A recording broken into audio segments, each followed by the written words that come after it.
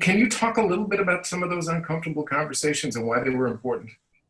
If I'm in my uniform and I'm out and about, the reaction I get is totally different than if I have my gardening clothes on, hopping over to Home Depot, right?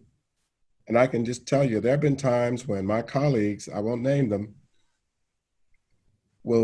I will see them or run into them in a store and out and about, and I'm invisible to them. And a couple of times I'm motivated to say, hey, here I am. But then I think, why should I do that? I'll just be content to be invisible until and unless I'm in my uniform in this role. And that's just part and parcel of our everyday life, John. It really is. I have a 7-year-old son, a 5-year-old daughter, and now having to prepare them for the reality that they're going to have to live into. It's not just the talk about the traffic stop, right? It's the being able to deal with, there's going to come a point where your classmates are going to recognize the racial difference and they're going to treat you differently.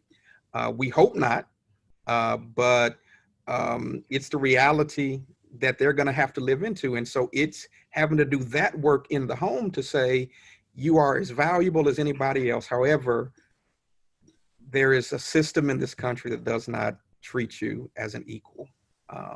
And I want you to keep persevering through that. So it's not just what we live through, it's what we're now having to socialize another generation to prepare to live into. Well, I have a son as well. He's 21, and I feel like this took away some of his innocence because I have always taught him that love triumphs over hate. Good prevails over evil. I even say I went into medicine because you just help people. Like you don't consider anything else, you just help people. And all of a sudden, I think he had to question, was that the world that I wanted for him? Or if that was the world as it truly exists.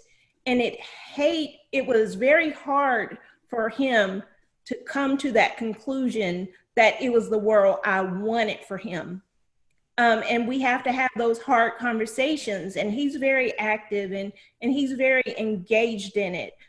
But a part of him died. The innocence that died with him with current events, we'll never get back. I do like that he's more informed and that he's going to make a difference in his own way in this world. But I'll never get my young son back the way that I had him before.